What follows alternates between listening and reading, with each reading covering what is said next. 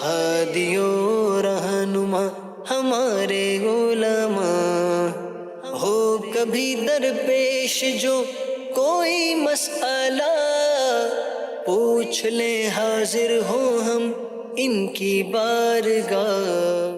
الحمد للہ رب العالمین والصلاة والسلام علی خاتم النبیین، اما بعد فاعوذ باللہ من الشیطان الرجیم، بسم اللہ الرحمن الرحیم، الصلاة والسلام علیک یا رسول اللہ وعلی آلک واصحابک یا حبیب اللہ، الصلاة والسلام علیک یا نبی اللہ وعلی آلک واصحابک یا نور اللہ۔ مدری چینل کے ناظرین، پروگرام دارالافتاء اہل سنت میں آپ کو خوش آمدید کہتے ہیں۔ اللہ رب العالمین ہم سب کو دین اسلام کے احکامات سیکھ کر سمجھ کر عمل کی توفیق عطا فرمائے۔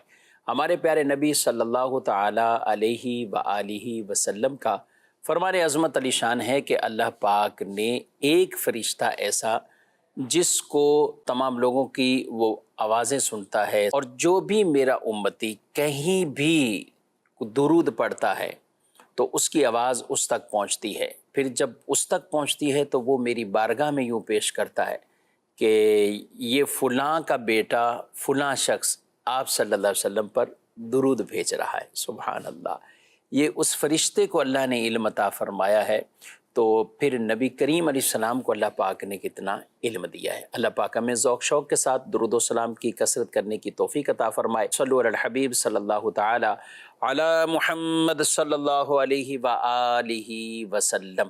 ناظرین کرام، آپ ہمارے ساتھ رہیں گے تو انشاءاللہ بہت سے سوال جواب کی صورت میں علم دین سیکھنے کو ملے گا۔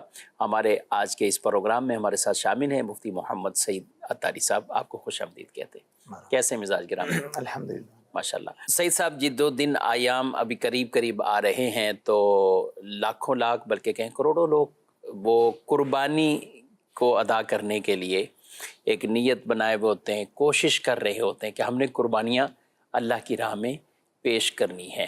تو قربانی کے حوالے سے بھی ظاہر جب جاتے ہیں جانور کی خریداری ہوتی ہے تو اس سے بھی کئی شرعی مسائل ایسے درپیش ہوتے ہیں کہ خریداری سے ہی وہ متعلق ہو جاتے ہیں، تو میں چاہوں گا کچھ اس پر آپ گفتگو فرمائیں۔ بسم اللہ الرحمن الرحیم۔ دیکھیں، پہلے تو ہر شخص کو یہ غور کرنا ہے کہ آیا مجھ پر قربانی واجب بھی ہے یا نہیں، ٹھیک ہے۔ اور میرے گھر میں جتنے بھی افراد ہیں بالغ، کیا ان پر بھی قربانی واجب ہے یا نہیں۔ قربانی جو ہے ہر بالغ مقیم مرد و عورت جو مالک نصاب ہو اس پر واجب ہوتی ہے۔ مالک نصاب سے مراد یہاں یہ ہے کہ کسی کے پاس 52.5 تولہ چاندی کے برابر حاجت سے زائد رقم ہو، یا اتنی مالیت کا ضرورت سے زائد سامان ہو، تو اس پر جو ہے قربانی واجب ہوتی ہے۔ اب 52.5 تولہ چاندی آپ یہ لگا لیں، تقریباً 1,80,000 کم و بیش یہ بن رہی ہے آج کل یہ بن رہی ہے۔ تو یہ قربانی کے دنوں میں دیکھنا پڑے گا اس وقت کیا ریٹ چل رہے ہیں، تو اصل اعتبار 52.5 تولہ چاندی کا رکھیں۔ یعنی یہ کم از کم آپ بتا رہے ہیں کہ یعنی یہاں سے شروع ہوتا ہے، سٹارٹ سلسلہ ہے۔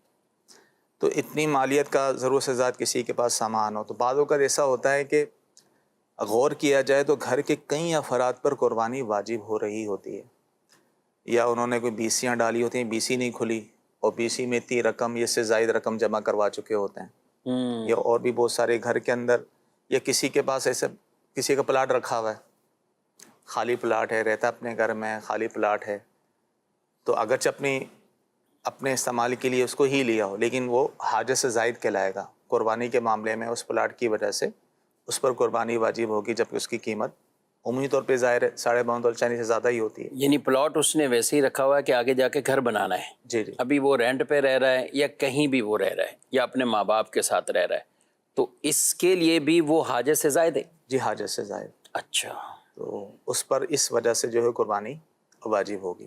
تو اولاً تو غور یہ کرنا ہے کہ بھائی قربانی واجب ہے یعنی نہیں سمجھ آتی تو علماء سے، دارالافتاء اہل سنت سے رہنمائی لے کے یہ معلومات کر لیں۔ اب قربانی یہ پتہ چل گیا کہ بھئی مجھ پر واجب ہے کہ میں نے قربانی کرنی ہے۔ اب آ جاتے ہیں کہ بھئی قربانی کرنی ہے تو اب کس طریقے سے کرنی ہے، کون سے جانور کی میں نے کرنی ہے قربانی، حصہ ڈالنا ہے یا الگ سے جانور لینا ہے، اس کی بھی معلومات، جانور ہو تو وہ کیسا ہونا چاہیے، اس کی بھی معلومات ہونا ضروری ہے۔ جیسے کہ قربانی کے جانور میں جو قربانی کے جانور 3 قسم کے ہیں، جیسے کہ اونٹ ہو گیا، گائیں ہو گئی اور ٹھیک۔ بکری ہو گئی، تو ان کی بھی شریعت نے عمر ایک بیان کی ہے کہ اونٹ 5 سال کا ہو، گائیں 2 سال کی ہو، بکری جو ہے یا بکرا کم سے کم 1 سال کا ہو۔ تو ایک تو عمر کے لحاظ سے، پھر اس کی شرائط، پھر اس میں کسی قسم کا کوئی عیب نہیں ہونا چاہیے۔ تو جانور میں جانور میں بڑا عیب ہوگا تو قربانی نہیں ہوگی، معمولی عیب ہے تو قربانی ہو جائے گی لیکن مکروہ ہوگی۔ ٹھیک، تو کوشش یہ کی جائے کہ ایسا جانور خریدے کہ جس میں معمولی عیب بھی نہ ہو، صحیح۔ حدیث میں تعلیم یہی دی گئی ہے۔ تو ان تمام چیزوں کا لحاظ، اس کی معلومات یہ ہونا ضروری ہے تاکہ یہ شرعی طریقے سے، احسن طریقے سے جو ہے وہ قربانی کا جو وجوب ہے اس کی ادائیگی ہو سکے۔ اچھا، بہت آپ نے اچھی توجہ دلائی کہ سب سے پہلے تو اپنے آپ پہ غور کریں نا کہ جس کے پاس نصاب جمع ہے، اور ٹھیک ہے وہ ہم دیکھیں گے 10 ذوالحجہ کی صبح صادق سے لے کر 12واں کی غروب آفتاب تک۔ جی جی لیکن ایک اگر ہم عام اندازہ لگائیں کہ گھر میں خواتین ہیں، ظاہر ان کا اگر حاجت سے زائد ایسے جہیز کے سامان یا جیولری یا سونا چاندی مکس کچھ بھی ایسے پڑے ہوئے، کیش پڑے ہوئے، تو یعنی ان کو بھی اپنے اوپر غور کرنا ہے اس حوالے سے، جی بالکل، گھر کے تمام افراد کو۔ ہر افراد کو غور کرنا ہے۔ نصاب وہی ہے۔ اب جیسے آپ نے جیولریز کا ذکر کیا، سونا تو ہوتا ہی عورت کے پاس، اگر کسی کے پاس صرف سونا ہے اور کچھ بھی نہیں ہے تو 7.5 تولہ اور 52.5 تولہ چاندی یا 52.5 تولہ چاندی کے زائد کے برابر رقم یا حاجت سے زائد کوئی بھی سامان ہو۔ تو عمومی طور پہ خواتین کے پاس اگر 7.5 تولے سے کم سونا ہو تو ساتھ کچھ نہ کچھ چیزیں ہوتی ہیں، یا کچھ چاندی ہوگی، رقم نہ بھی ہو، ضرور سے زیادہ کوئی نہ کوئی سامان ہوتا ہے، تو اس کو بھی ملا کر اگر ان کی قیمت 52.5 تولہ چاندی کو پہنچتی ہے تو ان پر قربانی جو ہے واجب ہوگی۔ خواتین کو یہ سمجھانا بڑا مشکل ہوتا ہے، وہ کہتے کچھ بھی نہیں ہے یعنی اگر اوورال بھی بات کریں یا مسئلہ پوچھتی ہیں تو یا اپنے کسی نمائندوں کو بھیج دیتی ہیں یا گھر سے بیٹے کو بھیج دیا، شوہر کو بھیج دیا، تو وہ آ کر سرے سے ہی ٹوٹلی ہی انکار کرتے ہیں کہ بھئی سونا ہے 3 تولے، اس کے علاوہ کچھ بھی نہیں۔ اچھا زکوٰۃ کا معاملہ، چلے زکوٰۃ میں تو پھر بھی دیگر جو ساتھ ملائی جانے والی چیز ہے وہ اموال زکوٰۃ میں سے ہی ہو، یعنی سونے کے ساتھ کیش مل رہا ہے یا سونے کے ساتھ چاندی ہے، مال تجارت ہے، یہ چیزیں۔ لیکن قربانی میں تو کیش اور یہ چیزیں ضروری نہیں ہے، بلکہ حاجت سے زائد سامان بھی شامل ہو جائے گا۔ سامان بھی شامل ہو جائے گا۔ اس کی بھی کوئی ویلیو ہے کتنا سامان ہو حاجت سے زائد؟ دیکھیں، اگر سونے کو ہم ہٹا دیتے ہیں، صرف سامان کو لے لیتے ہیں، تو حاجت سے زائد جو سامان ہے وہ 52.5 تولہ چاندی کے برابر ہونا چاہیے۔ ٹھیک ہے، اچھا، لیکن اگر سونے کے ساتھ دیکھیں گے تو اگر کسی کے پاس 1 تولہ سونا ہے بالفرض اور ضرورت سے زیادہ کچھ سامان ہے تو وہ کتنا بھی ہو، وہ سامان کا اب 52.5 تولہ چاندی ہونا ضروری نہیں، ٹھیک، وہ تھوڑا بہت بھی ہے تو ان کو ملا کر دیکھیں گے، اور فی زمانہ جب ملائیں گے 1 تولہ سونے کے ساتھ تو 52.5 تولہ چاندی سے زائد ہی ہو جائے گا۔ زائد ہی ہو جائے گا۔ تو اس لیے یہ ان کو زیادہ احتیاط کرنی کرنی یعنی جس کے پاس بھی سونا ہے 1 تولہ ہے، 2 تولے ہیں، اس طرح ہیں، یہ کم بھی ہے لیکن مکس کرنے سے اگر وہ 52.5 تولے چاندی کی رقم بن رہی ہے۔ ناظرین کرام، میں اکثر ایک جملہ کہتا ہوں کہ اگر آپ کو یا کسی کو بھی مال جمع کرنے کا شوق ہو یا زیورات جمع کرنے کا شوق ہو تو پھر اسے چاہیے کہ وہ عبادات کی ادائیگی کا بھی شوق پیدا کر لیں، زکوٰۃ بھی ادا کرنے کا شوق پیدا کریں اور قربانیوں کا بھی۔ یعنی اگر ہم یوں کہیں کہ پاکستان میں رہنے والے یا اوورال ہم عوام کی بات کریں کہ اگر 50% لوگوں پر زکوٰۃ لازم ہو رہی ہے تو زکوٰۃ سے بڑھ کر قربانیاں لازم ہو رہی ہوں گی، یعنی قربانی کی طرف ہم جائیں گے تو وہ شاید 70-80% لوگوں پہ ہو رہی ہوگی۔ ایسا ہی ہے اگر دونوں کا ہم یوں موازنہ کریں، لیکن ہوتا یہ ہے کہ جو زکوٰۃ دینے والے ہیں تو بعد کا لوگ سمجھ رہے ہوتے ہیں کہ بس زکوٰۃ بھی یہی دیتے ہیں تو یہ خرچ کرتے ہیں اللہ کی راہ میں، یہ تو قربانیاں بھی انہی پر ہی ہیں۔ ہم نے اتنا گوشت کیا کرنا ہے، ہم نے اتنا سارا جانور کیا، تو یہاں گوشت تو مقصد ہے نہیں ہے، اپنا قربانی کا واجب ادا کرنا ہے۔ جی بالکل ایسا ہی ہے، وہ یہی زکوٰۃ کی طرح سمجھ رہے ہوتے ہیں کہ ہمارے پاس پیسے وغیرہ نہیں ہے اتنے ہیں، نہ ہمارے پاس کوئی سونا چاندی ہے، لیکن اس طرح توجہ نہیں ہوتی کہ بھی زمینیں بھی تو ہیں، وراثت میں پڑی زمینیں بھی ہو رہی ہوتی ہیں، اور اس کے علاوہ دیگر چیزیں بھی ہوتی ہیں جن کی وجہ سے ان پر قربانی واجب ہو رہی ہے، تو اس طرح عمومی طور پہ توجہ نہیں ہوتی۔ تو یہ معلومات ہر ایک کو لے لینی چاہیے اپنے اعتبار سے، کسی عالم صاحب سے، مفتی صاحب سے رہنمائی لے لے کہ آیا مجھ پہ قربانی یہ میرے گھر والوں پہ قربانی واجب ہو رہی ہے یا نہیں ہو رہی. امیر اہل سنت دامت برکاتہم العالیہ کا رسالہ ہے اب لوگ گھوڑے سوار، جو قربانی کے ہی موضوع پر پورے احکامات کے اوپر مشتمل ہے. اس رسالے کو اسی طریقے سے دارالافتاء اہل سنت سے باقاعدہ ایک پوری کتاب جو ویب سائٹ پر بھی موجود ہے، عام وائرل بھی ہے، تو جس میں قربانی کے فتاوی ہیں، قربانی کے احکامات کے حوالے سے، تو اس کتاب کو حاصل کیجئے. اور پھر بھی آپ کو کچھ پیچیدگی ہے یا وضاحت لینی ہے، دارالفتاء اہل سنت کا نمبر اپنے پاس رکھیے اور اس پر آپ رہنمائی لیں، لیکن پہلے سے آپ ان مسائل کو جان لیں تاکہ ہم اپنی قربانیوں کا بھی اہتمام بہرحال کر سکیں. کچھ SMS کی طرف بڑھتے ہیں. سعید صاحب، سوال یہ ہے کہ نماز میں کتنی آواز سے قرات کرنا واجب ہے سری اور جہری نمازوں کے اعتبار سے؟ اتنی آواز تو ہونا ضروری ہے. اب کوئی شخص تنہا نماز پڑھ رہا ہے، چاہے وہ سری نماز پڑھ رہا ہو یا جہری نماز، کوئی بھی نماز پڑھ رہا ہو، تنہا نماز پڑھ رہا ہے، تو اتنی آواز سے قرات ضروری ہے کہ اس کے کانوں تک وہ آ سکے. ٹھیک، یعنی اس قابل ہو کہ اگر کوئی شور و غل نہیں ہو رہا، کچھ بھی نہیں ہے، تو اس کے کانوں تک وہ آواز آئے. اگر اتنی بھی آواز نہیں نکالتا، دل ہی دل میں وہ پڑھتا ہے، تو اس صورت میں اس کی نماز ہی نہیں ہوئی، یعنی قرات ہی نہیں ہوئی تو نماز ہی نہیں ہوگی. تو کم سے کم اتنی آواز ہونا ضروری ہے کہ اپنے کانوں تک آواز آ جائے. کم از کم اتنی آواز ہے. اچھا، یہ تو آپ نے ایک لمٹ بیان کر دی ہے. تو جہری کے لیے جیسے سری اور جہری کہا، اب چلیں لیکن وہ اپنی تو نماز. امام کے لحاظ سے ہوتا ہے نا، کہ امام کے لیے جہری نماز میں جہر واجب ہے، ٹھیک، سری نماز میں سر واجب ہے.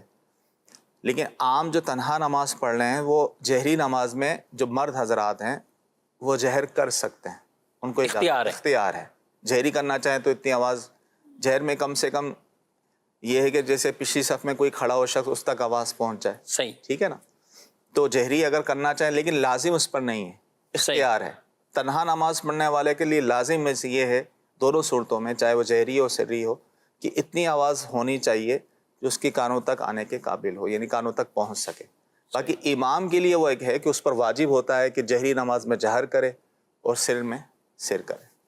ٹھیک ہے. وہ کچھ امام کے لیے احکامات یا جماعت کے لیے جو جماعت کے لیے سری مطلب ہوتا ہے کہ آہستہ آواز سے، اور جہرن ہوتا ہے کہ بلند آواز سے، اور اس کی بھی مقدار بیان کی، یعنی ادنا درجہ بیان کیا کہ پچھلی صف میں لوگوں کو آواز پہنچ جائے. لیکن سری جو آہستہ ہے تو اس میں بھی صرف ہونٹ ہلانا نہیں ہے کہ ہم ہونٹ ہلاتے رہیں اور پڑھیں نہیں، بلکہ اتنی آواز سے پڑھنا کہ آپ کے اپنے کان سن لیں، یہ ضروری ہے، پھر ہی پڑھنا کہلائے گا.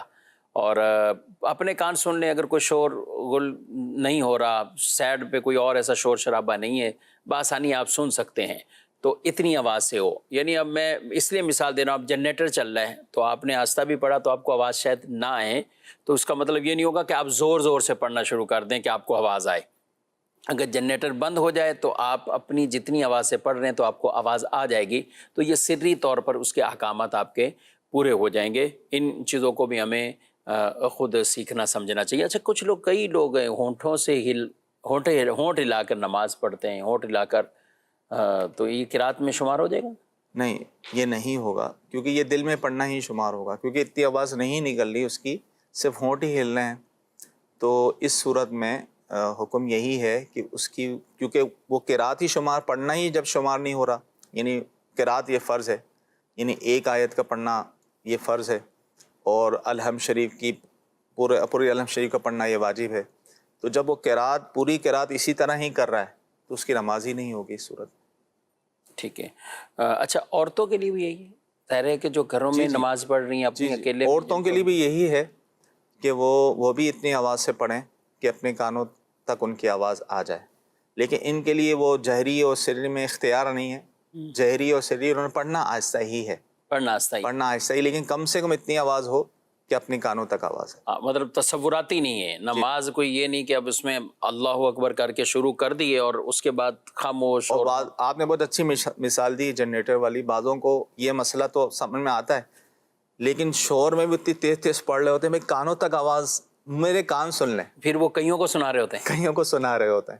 اور اصل یہ ہے کہ اگر یہ شور نہ ہوتا، اور یہ تجربہ آپ تنہا خاموشی میں، آپ تجربہ ہر شخص خود کر سکتا ہے، میں کتنی آواز سے پڑھوں میرے کانوں تک آواز آ جائے گی. پھر یہی آواز آپ کسی شور والی جگہ پہ پڑھ لیں، اب نہیں آئے گی. تو اس کا یہ کوئی مسئلہ نہیں. ٹھیک ہے، آپ اپنا پڑھ رہے ہیں، آپ اپنا پڑھتے ہیں.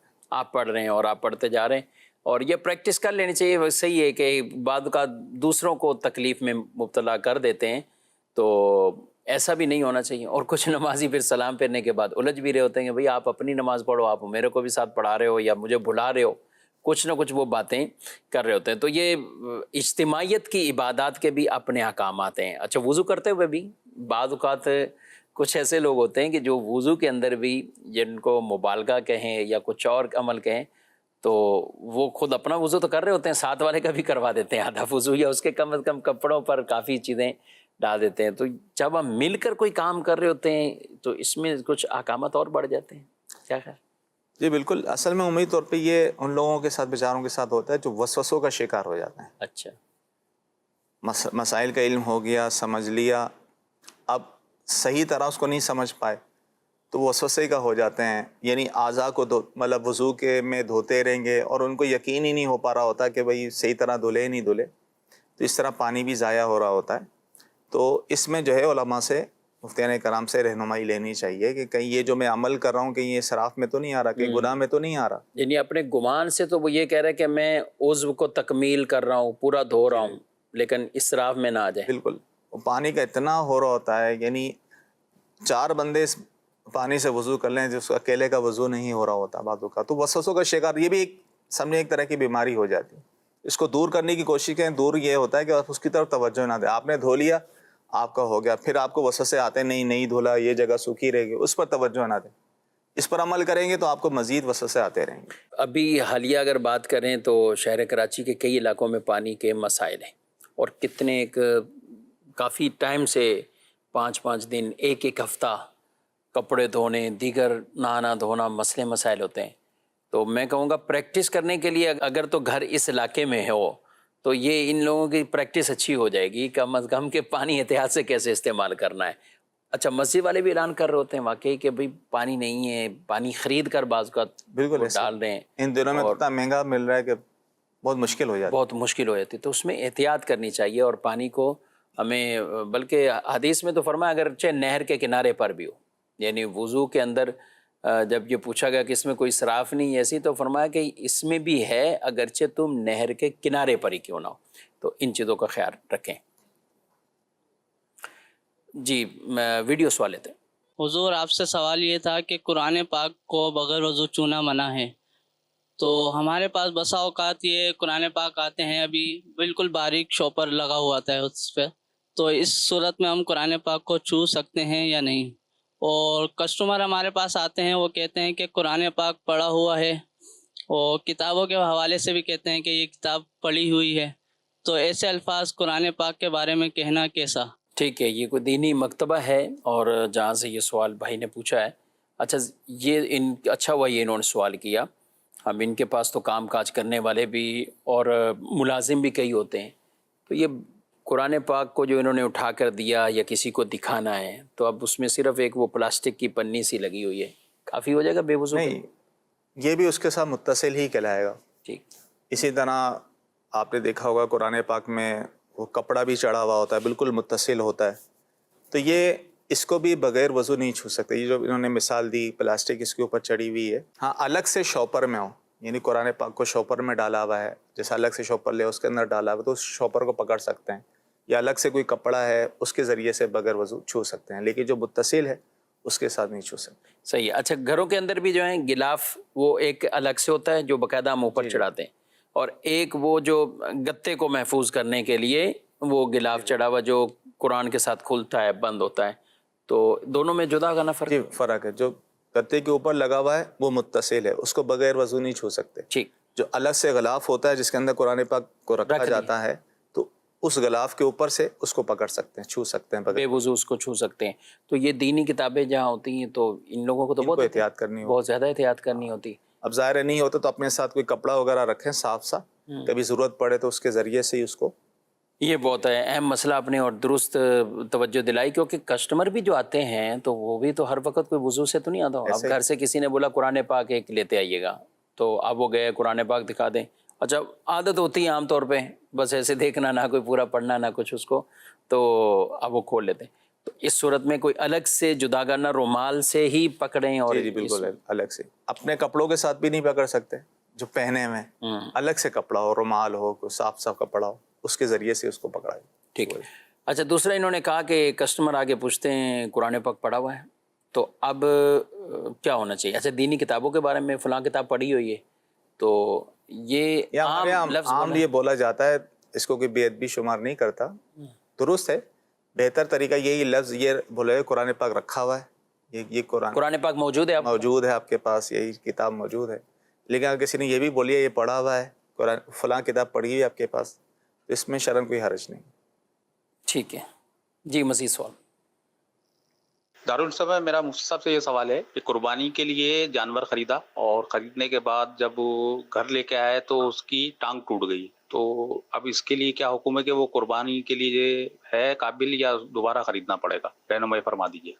جی دیکھیں، اگر تو اس کی ٹانگ ٹوٹ گئی ہے اور قربانی تک اس کی ٹانگ درست نہیں ہوگی تو اس صورت میں تو اس کی قربانی نہیں ہوگی، تو کیونکہ وہ اس پر چل ہی نہیں سکے گا جس کی ٹانگ ٹوٹ گئی ہے. تو اسے لنگڑے جانور پہ کی قربانی نہیں ہو سکتی کہ جو اپنے پاؤں پہ وزن دے کے، اس پاؤں سے وزن دے کے نہ چل سکتا ہو. اب جو لے کر آ گئے اور ایسا عیب پیدا ہو گیا کہ جس کی وجہ سے قربانی نہیں، تو اگر ان میں سے جو غنی ہیں یعنی جو صاحب حیثیت ہیں انہیں تو الگ سے قربانی کرنی ہوگی. ٹھیک. اور ان میں یا کوئی ایسا تھا کہ جو بس جو تھا یہی تھا اس نے لے آیا، اب نہیں ہو سکتی، مزید اس کے پاس کچھ نہیں ہے کہ جس کی وجہ سے قربانی واجب ہو، تو اب اس پر لازم نہیں ہے کہ مزید قربانی وہ کرے. یعنی وہ شوق میں یہی لے کے آ گیا. شوق میں لے کے عمومی طور پہ ایسا ہوتا ہے، قربانی کے لوگوں کو شوق بھی ہوتا ہے، قربانی واجب نہیں ہوتی، تو ایسے شخص پر دوبارہ لازم نہیں ہوگا. لیکن جو غنی ہے، صاحب حیثیت ہے، اسے الگ سے قربانی کرنی ہوگی. صحیح.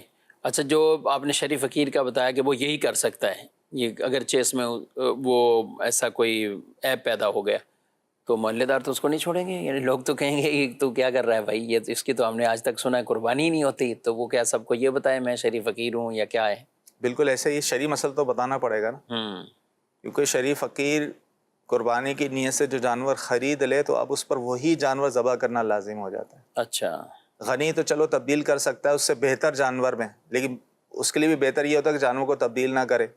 اگر تو وہ جانور کی قربانی کی نیت سے کسی غنی نے، صاحب حیثیت نے بھی جانور خرید لیا، تو اس کو اگر وہ بیچتا ہے یعنی اس سے ہلکا جانور لیتا ہے تو یہ جائز نہیں ہے، اس کے برابر کا لیتا ہے تو یہ جائز نہیں.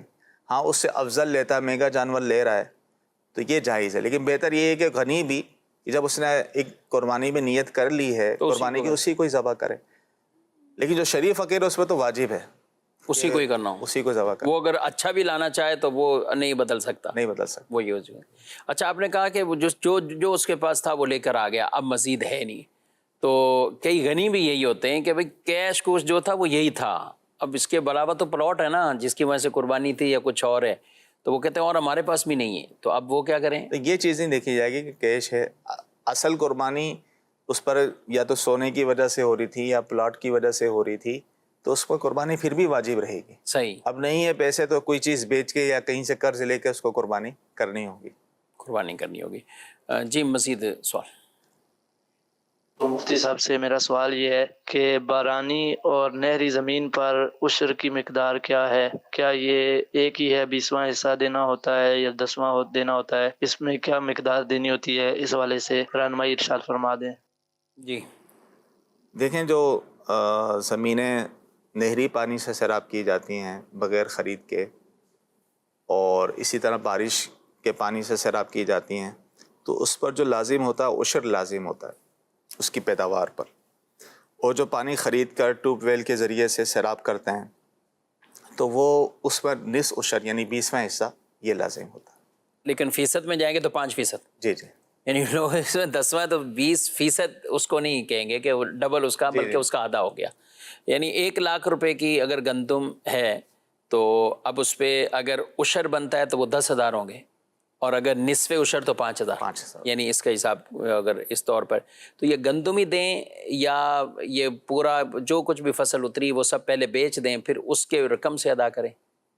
اصل تو یہ کر سکتے ہیں، کل پیداوار پر عشر ہوگی، اس میں کوئی خرچہ وغیرہ نہیں نکالا جائے گا، کوئی قرضہ نہیں نکالا جائے گا، کل جتنی بھی پیداوار ہے اس میں سے نکالا جائے گا.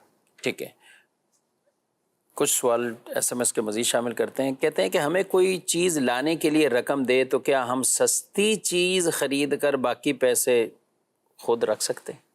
نہیں، ایسا نہیں کر سکتے، کیونکہ آپ کو اگر کسی نے کوئی چیز کہا ہے کہ بھئی فلاں چیز لے کر آؤ تو آپ اس کے وکیل ہیں، تو جتنی کی چیز آپ کو ملی ہے آپ کو اس کو اتنا ہی بتانا ہوگا. ہاں، وہ اپنی خوشی سے آپ کو دے دیتا ہے، یا پہلے سے کوئی کمیشن طے ہو کہ آپ کو کمیشن ملے گا تو وہ ایک الگ چیز ہے. اگر ایسا کچھ نہیں تھا تو پھر آپ کا اس طرح اس کو بتائے بغیر رکھنا یہ جائز نہیں. اچھا، تو اس کا حل کیا ہے؟ یعنی کئی لوگ ایسے ہیں کہ جو کمپیوٹر مارکیٹ میں کام کر رہے ہوں، یا کچھ ایسی ٹیکنیکل چیزیں ہوتی ہیں کہ جس میں ہر کوئی آدمی وہاں اس فیلڈ کو جانتا بھی نہیں ہے، وہاں پہنچ بھی نہیں سکتا. اچھا، عام آدمی بھی وہاں جائے تو اس کو وہ چیز اتنے کی ہی ملے، لیکن چونکہ اس کے لنک بنے ہوئے ہیں پہلے سے، یہ مارکیٹ کو جانتا ہے تو یہ سستی میں لے آتا ہے. اب یہ لوگ کہتے ہیں کہ یار ہم نے اس کو کوئی نقصان نہیں دیا، ہماری بھی تو محنت اس پہ لگی ہے، تو اس صورت میں اس کا پہلے سے طے کر لیں نا کمیشن، کیا؟ کہ بھائی میں یہ چیز آپ کو لا کے دوں گا، یہ کروں گا، اس کے میں یہ پیسے لوں گا، یہ میرا یہ کمیشن ہوگا. اگر پہلے سے طے ہے، وہ اس پر راضی ہے تو جائز ہے. یعنی اجرت طے کر سکتا ہے اس پہ کہ اجرت. میں آپ کا یہ کام کروں گا اس پہ. جی جی. لیکن وہی ہوتا ہے رکھ رکھاؤ والے معاملات ہے کہ لوگ کہیں گے یار یہ کون سے بیچ میں سے اس نے اپنا حصہ نکال لیا.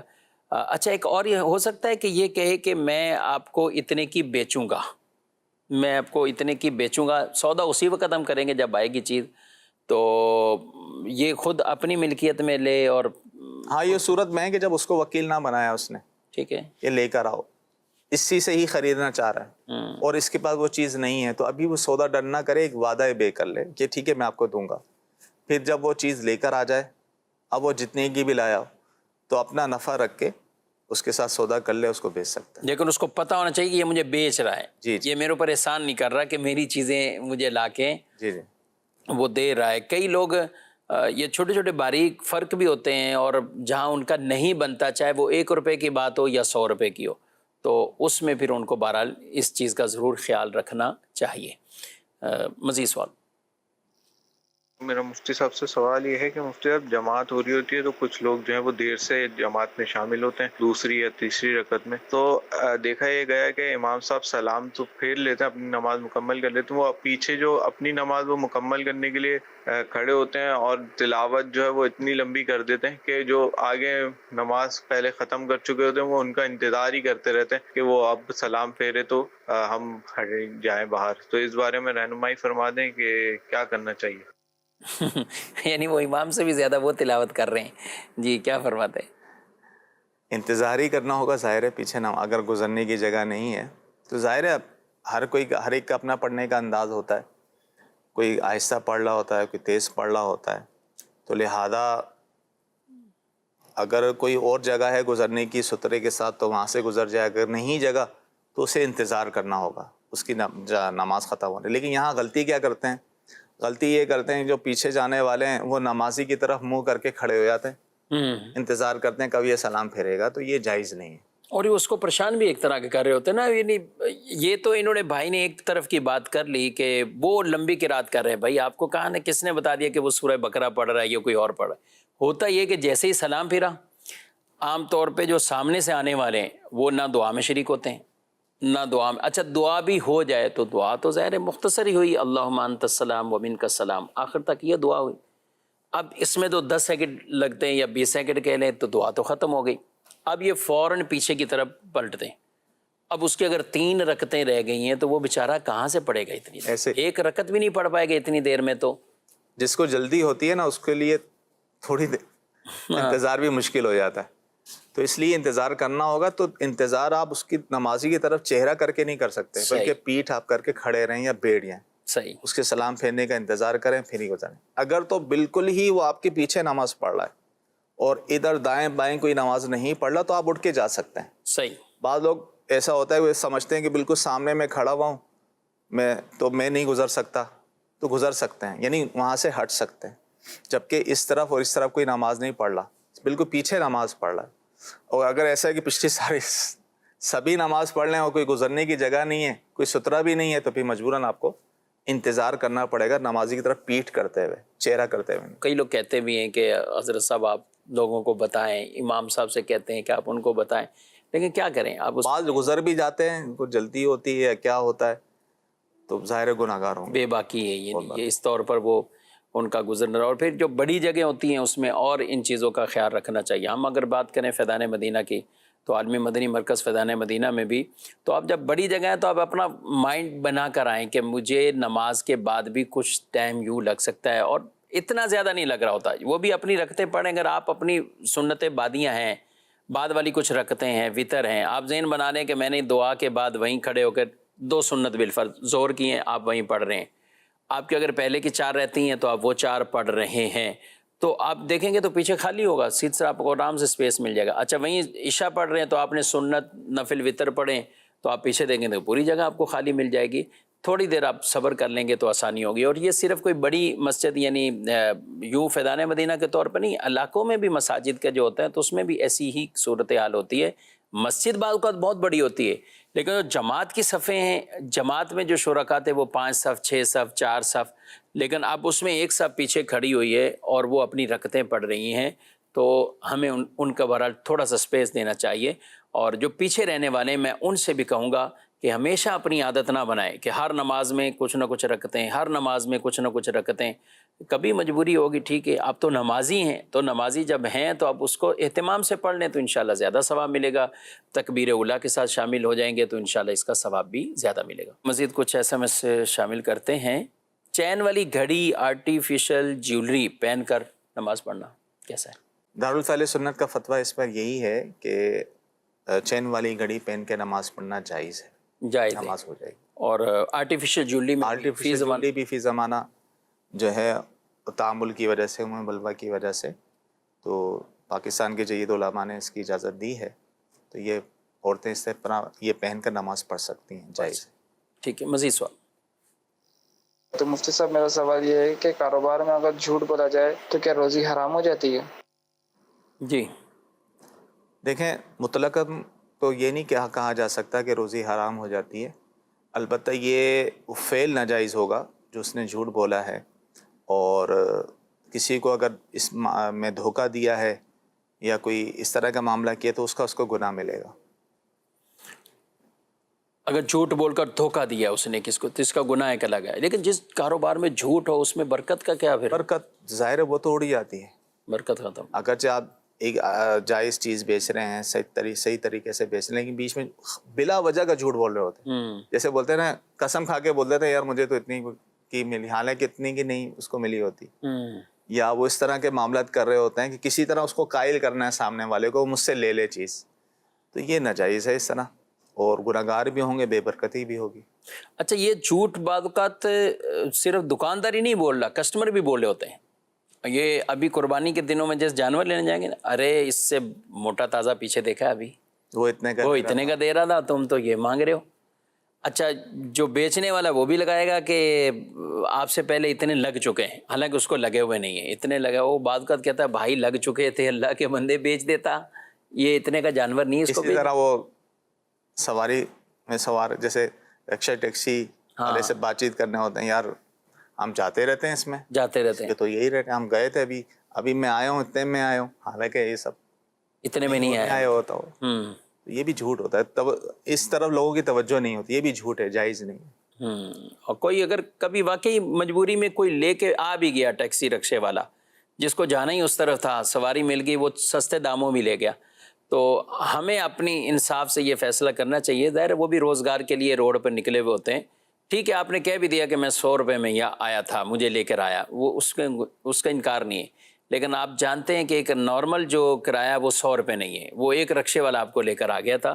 تو اس میں بھی مسلمانوں کے ساتھ خیر خواہی والا معاملہ ہو، اگر ہم 20-30 روپے اوپر دے دیتے ہیں تو انشاءاللہ ہمیں اس کی برکت ملے گی. یعنی جو وہ مانگ رہا ہے کہ بھئی 120 کا میں لوں گا، 130 روپے لوں گا، آپ نے 100 روپے میں طے کروا لیا، کوئی حرج نہیں. لیکن بعض اوقات مجبوری میں جس سے کروایا جاتا ہے تو اس سے پھر دل سے دعائیں اتنی نہیں نکل رہی ہوتی. وہ کہتے ہیں نا، ہم بڑے بڑے ہوٹلوں پہ جائیں تو کوئی ریٹ نہیں کرے گا، ایسا ہی. اچھا جو لسٹ دیکھیں گے، بڑا بڑا کھانا کھائیں گے، اور جتنا زیادہ بل ہوگا اتنی زیادہ، تب یہاں 20,000 بن گیا، 25,000. کئی ایسے لوگ ہیں بڑے اسٹور میں جائیں خریداری کریں تو بھائی جو لسٹ میں لکھا ہوا ہے وہی ہم نے دینا ہے، وہی دینا ہے. اس میں لیکن جو چھوٹی چھوٹی چیز جگہ ہیں ان کے اوپر ہم وہ بڑے اسٹوروں پہ فروٹ ہو کچھ بھی ہو جو کچھ ٹیگ لگا ہوا ہے ہم لوگ لیتے ہیں اور آ جاتے ہیں، لیکن ایک ٹھیلے والا ہے تو اس سے اتنی بارگنگ کرتے ہیں، اتنی بحث مباحثہ کرتے ہیں کہ بعض اوقات وہ چیز دے رہا ہوتا ہے لیکن دل میں وہ افسردگی کا اظہار کر رہا تھا کہ مجھے کوئی چیز بچ نہیں رہی ہے اس میں. تو ایسے مسلمان بھائیوں کے ساتھ ہمیں خیر خواہی والا جذبہ وہ رکھنا چاہیے. اور یہ امیر اہل سنت دامت برکاتہ عالیہ کی بھی تعلیمات ہیں. آپ نے کئی مرتبہ مدنی مذاکروں میں ان چیزوں کا اظہار فرمایا ہے اور اس کے ترغیبات بھی دی ہیں. وہ خوش ہو جائیں گے. بلکہ ایک قربانی ہے تو مجھے یاد پڑ رہا ہے کہ آپ کو قربانی کے حوالے سے بھی ایک مرتبہ یہ ترغیبات دیتے ہوئے بیان فرمایا، بلکہ کئی بار اس چیز کا تکرار بھی کیا کہ آپ تو اللہ کی راہ میں خرچ کر رہے ہیں قربانی، تو قربانی جو نبی پاک صلی اللہ علیہ وسلم کے نام کے لیے جانور لے رہے ہیں بالفرض، تو آپ اس میں کم بھی نہ کروائیں پیسے. وہ بھی خوش ہو جائے جس نے آپ کو بیچا ہے، آپ نے جانور لیا اور آپ آ جائیں. اچھا یہ بھی ہو سکتا ہے اسے پہلے سے ہی کہہ دیں کہ بھئی میں اتنے کا لے لوں گا اگر مجھے سمجھ میں آیا، لیکن آپ ایک ہی بتانا، پتہ چلے وہ بھی 2 گنا 3 گنا بڑھا کر نہیں کہ جس کی وجہ سے پھر آپ کو یہ بحث کرنی پڑے. تو دونوں طرف کے لوگوں کو جب خیال ہم رکھیں گے، چاہے قربانی کا معاملہ ہو، حج کی عبادات ہو یا عام خرید و فروخت ہوگی، تو اس میں انشاءاللہ پھر برکت بھی پیدا ہوگی. جس چیز کی بنیاد سچائی ہے اس میں برکت ہی برکت ہے. اللہ ہمیں اس پر عمل کی توفیق عطا فرمائے. ناظرین کرام، آپ کے سوالات کئی پروگرام میں ہم اس طرح شامل کر لیتے ہیں اور کچھ ایسے ضروری سوالات بھی ہوتے ہوں گے کہ جو اس پروگرام کا حصہ نہیں بن پاتے، تو اس کے لیے دارالتعلیم سنت پر آپ رابطہ فرمائیں اور اپنے ان ضروری شرعی مسائل کو ضرور پوچھ لیا کریں. انتظار نہ کریں کہ کوئی عالم صاحب کبھی جمعے میں بیان کر دیں، کوئی عالم صاحب کسی اور مقام پہ بیان کر دیں، کوئی لکھا ہوا فتویٰ آ جائے گا تو مجھے علم میں اضافہ ہو جائے گا. یہ اپنی جگہ ہے، لیکن جو ہمیں سیکھنا ہے اس کے لیے ہمیں یہ انتظار نہیں کرنا. آپ خود آگے بڑھیں. لکھا ہوا دارالتعلیم سنت سے تحریری فتویٰ بھی حاصل کر سکتے ہیں. ٹیلی فون نمبر اپنے پاس رکھیے اور اس پر بھی شرعی رہنمائی لے سکتے ہیں. اللہ پاک ہم سب کو عمل پیرا ہونے کی توفیق عطا فرمائے. آمین بجاہ النبی الامین صلی اللہ علیہ وسلم. ہادی و رہنما ہمارے علماء، ہو کبھی درپیش جو کوئی مسئلہ، پوچھ لیں حاضر ہوں ہم ان کی بارگاہ.